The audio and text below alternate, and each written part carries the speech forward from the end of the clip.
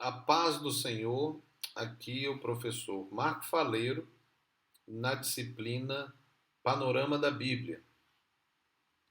Estamos na Logos Ensino Superior de Teologia. Esta é mais uma AVA, é a quarta parte da aula dupla 6, que é a aula 11 e 12. Na verdade, a primeira parte da aula 12. Estamos a falar sobre o período do reino.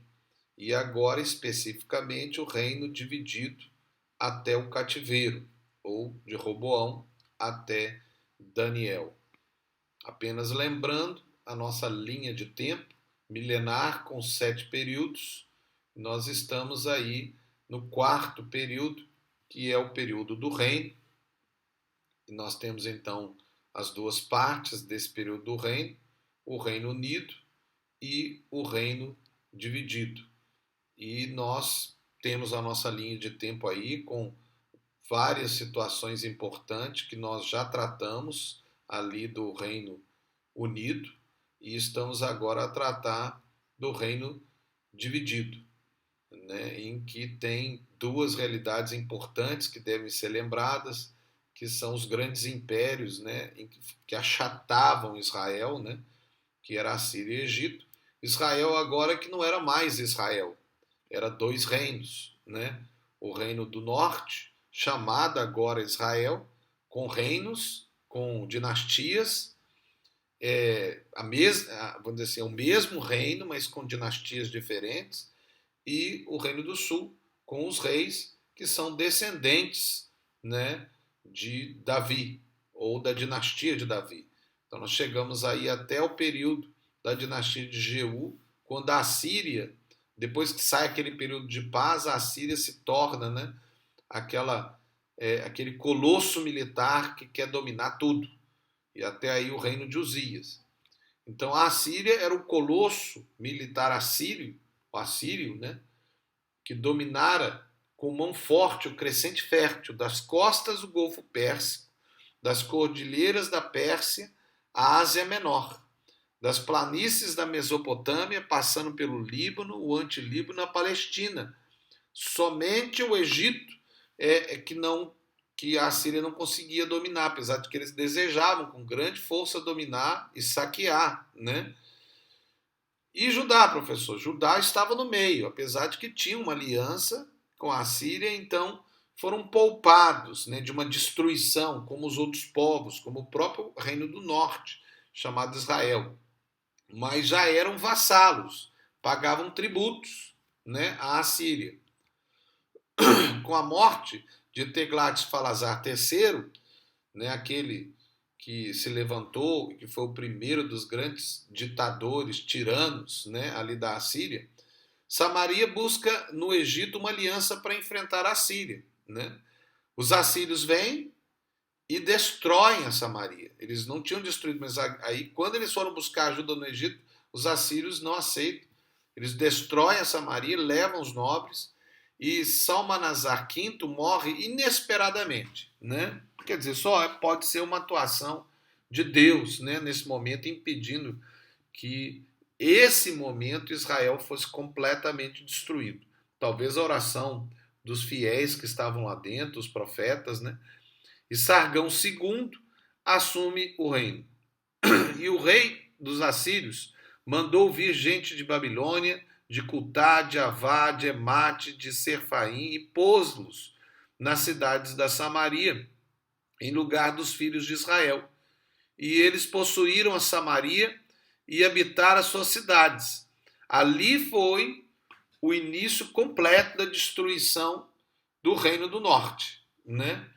Houve uma sequência, mas basicamente ali começou realmente a destruição do Reino do Norte e a mistura, né, porque o sistema dos assírios, ao dominar uma região, era diferente, por exemplo, do sistema dos babilônicos, mais tarde. Eles faziam assim, para tirar, descaracterizar o povo, eles misturavam os povos, porque aí a cultura se misturava, eles não tinham mais identidade, eles seguiam outros povos e acabam que eles começavam a adotar um pouco mais a identidade dos assírios, né? E aí, então, o Reino do Norte começou a perder as suas características israelitas, de fato, né? E começaram a se misturar. E aí começou a formação do povo que mais tarde foi chamado o povo samaritano. Essa era a tática dos assírios, a mistura. E foi a formação da Samaria. Vocês veem aí a cidade de Nínive, que era a grande cidade dos assírios, antiga Cale de Gênesis, que Nimrod construiu, ou que ele edificou. O palácio de Sargão II, nós vemos aí já era algo assim grandioso, e ele foi Sargão II, o grande destruidor de Israel. Ali começou realmente a destruição. A destruição não foi imediata, ela teve período. Nós vamos ver aí, teve um período de destruição, mas foi a partir dali, né, depois daquele período da dinastia de Jeú, que começou realmente o fim do Reino do Norte com o domínio dos assírios. Vocês estão vendo aí. Aí nós lembramos lá de Jonas. Lembra de Jonas? Quando Deus mandou Jonas ir pregar para Nínive, é por isso que Jonas ficou tão furioso, né? Eu pregar para esses que fizeram tão mal para nós, né? Nosso maior inimigo, mais perigoso, está destruindo o nosso povo. Como é que eu vou lá? Não vou de jeito nenhum. Não vou pregar para o inimigo, eu quero que ele morra, né? Mas Deus tinha outro plano. Jonas teve toda a história dele, por isso que vocês entendem por que Jonas quis ir embora. Até medo ele devia ter, né? Eu ir lá nos meus inimigos e falar ainda que Deus vai destruir eles. Eu vou ser morto, né? Então tem toda uma história por trás. Às vezes a gente conta a história de Jonas, mas não vê o contexto. E isso se relaciona com tudo na Bíblia. Muitos pregadores às vezes fazem pregações que estão totalmente fora do contexto histórico, né? E às vezes falam tolices, falam coisas absurdas, porque não veio o contexto. Ah, mas Deus me revelou. Não, Deus não vai revelar nada a ninguém que seja mentira, que seja fora do contexto histórico. Deus só vai revelar aquilo que está dentro do contexto. E o contexto tem a ver com a mensagem. Deus não vai falar uma mensagem descontextualizada. É claro, estou no ambiente da hermenêutica, né? Mas é bom que vocês considerem isso durante seus estudos. Veja aí um pouco, né, da Assíria, né, o tipo de vestimento que eles tinham, muito parecido, um pouco ali misturado com os egípcios, mas mais parecido ali com os babilônicos, né? Ou os babilônicos tiveram um pouco da vestimenta deles. Vejam aí os reinos deles como foram extensos, né? Essa parte aí colorida que está aí, Ram, né? Vocês estão vendo aí essa parte. Eles chegaram mesmo a ter algum tipo de domínio ali no Egito, mas nada que fosse forte, de fato, né? Desculpa, não é o Ram, é o outro lado, né? O Ram já é a parte ali do Egito. O rei Ezequias, do reino de Judá, se submete à Assíria, pagando tributos a Nínive. Ele é poupado como vassalo e ele serve ao Senhor.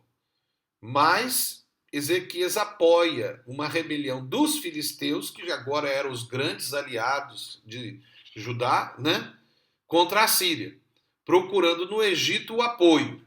E esse foi um erro, né, de Ezequias. Quase foi destruído o seu reino. Não foi porque Deus interviu. Aí você vê então aí o Reino do Norte, que teve 19 reis em Israel, 7 deles foram assassinados e um suicidou. E aí nós temos as 9 dinastias, que foram as 9 dinastias que dominaram no Reino do Norte. E o Reino do Sul, de Judá, vocês veem aí os 13 reis até agora, até Ezequias, né? Nós estávamos lá em Uzias, né? Quando começou a destruição do Reino do Norte. Porque, veja, depois da dinastia de Jeú, teve ainda 4 dinastias. Salu e Manaém foi muito pouco tempo. Um matou o outro e tudo, Peca também. Aí veio Oséias. Oséias foi um pouquinho mais forte, mas já era completamente desarticulado aquele reino, né? Então aquelas dinastias foram pequenas, foram fracas, né? E se afastaram do Senhor, se misturaram. E depois ali de Uzias nós ainda temos Jotão, Acás e Ezequias. E foi em Ezequias que ele tenta se salvar, porque ele via, como ele viu no norte a destruição, ele sabia que Judá ia ser destruído pelos assírios. Os escritos assírios dizem: a Filistia, Judá, Edom e Moabe, que planejam atos de inimizade, maldade sem conta, que a fim de inimizá-lo comigo, mandaram ao faraó, rei da terra do Egito, presentes para homenageá-lo e procuraram induzi-lo a fazer parte de uma aliança contra os assírios. Sargão é assassinado, aí já ali na Síria, conspirações em todos os estados vassalos crescem, e Ezequias é considerado um rei importante pelos aliados, mas ele fica doente. Então veja, Ezequias foi salvo por um milagre, Sargão foi assassinado, porque senão ele teria sido destruído. Deus interviu. E aí Ezequias fortalece seu reino, começa a ser um cabeça de aliança, né, pela atitude que ele tinha, ele fica doente, mas aí ele é curado. E é nesse momento que acontece aquela história dos embaixadores de Babilônia terem vindo, e aí ele mostra tudo, e Deus através do profeta fala: olha, vai ser eles é que vão pegar você, né? Ele é curado, recebe mais anos de vida, né, e tem toda aquela história de Ezequias. Assim, Berodac Balan, rei dos babilônios, aproveita a cura de Ezequias para estreitar os laços com os reinos. Esse reino era o único que tinha enfrentado os assírios e permanecido, ou seja, o reino dos babilônios. A morte de Sargão era o momento de Babilônia reagir. Eles precisariam de aliados, e entre eles Judá, que era a cabeça pensante da aliança sírio-palestina. Ezequias se preparou para uma guerra contra a Síria. As fortificações de Jerusalém foram reformadas para um duro assédio. Foi reconstruída a antiga muralha circundante. Fecharam ali de Jerusalém, fecharam as brechas, levantaram torres. No lado norte da cidade, o ponto mais vulnerável, construiu-se uma segunda muralha de fora. Então, 2 muralhas. No ano 10º do rei Ezequias veio Senaqueribe, o rei da Assíria, atacar contra as cidades de Judá e tomou-as. Os estados da Síria e da Palestina tiveram 4 anos para tomar suas medidas de defesa. Foram expulsos os governadores assírios e organizou-se uma liga poderosa. E o Egito prometeu ajuda, que acabou não dando. Essas providências não passaram desapercebidas ao novo soberano assírio, o Senaqueribe, mas ele estava impossibilitado de agir. Depois do assassinato de seu antecessor, Sargão, estouraram uma revolta na parte leste do Império. A força motriz dessa revolta era Merodach Baladan, ou seja, Babilônia, 705 a 681. A Babilônia preparava-se para se tornar a nova soberana. Minava as forças da Síria e aliava outros reinos vassalos. E foi nesse momento em que Ezequias ele se levanta, né, e Senaqueribe vem, e aí acontece toda aquela história que nós conhecemos, aquela história maravilhosa da intervenção de Deus, quando Ezequias se humilha perante Deus.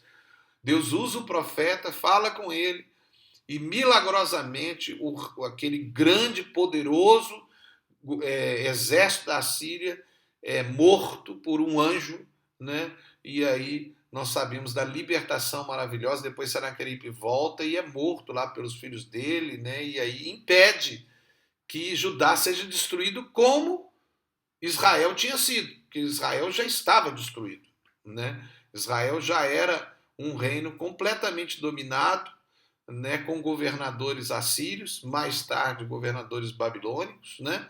E aí nós chegamos aí nesse período, no final agora do reino de Judá, porque o reino de Judá também estava em pecado, muito pecado aconteceu ali. Mas nós vamos falar na próxima ava. Aqui é o professor Marco Faleiro, na disciplina Panorama da Bíblia. Você está na Logos Ensino Superior de Teologia.